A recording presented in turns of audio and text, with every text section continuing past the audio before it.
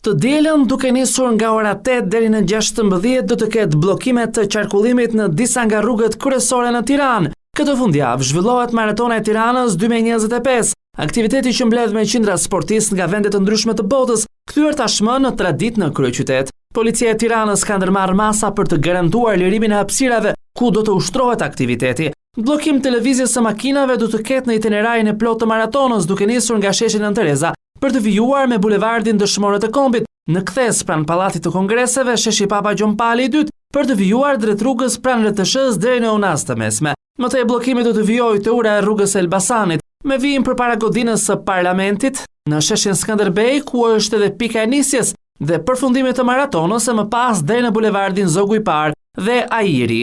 Në kthim të garuesve do të ketë bllokim të Unazës së vogël pranë Muzeut Historik për të vijuar te rruga e Durrësit, më pas në rrugë të Kavajës, te Myslimshyri dhe në bulevardin Jeanne d'Arc, nga ura e gjykatës civile deri te ajo e ish-bllokut në të dyja krahët. Bllokimi do të vijojë mes ish-bllokut në rrugën Ibrahim Rugova dhe në fund rruga Lek Dugagjini që bashkohet me sheshin Nën Tereza. Prej maratonës preket edhe lëvizja e transportit urban, itinerarit të cilave do të pezullohet përgjatë bulevardit Dëshmorët e Kombit dhe sheshit Nën Tereza, si dhe në të gjitha segmentet rrugore që do të përdoren për maratonën.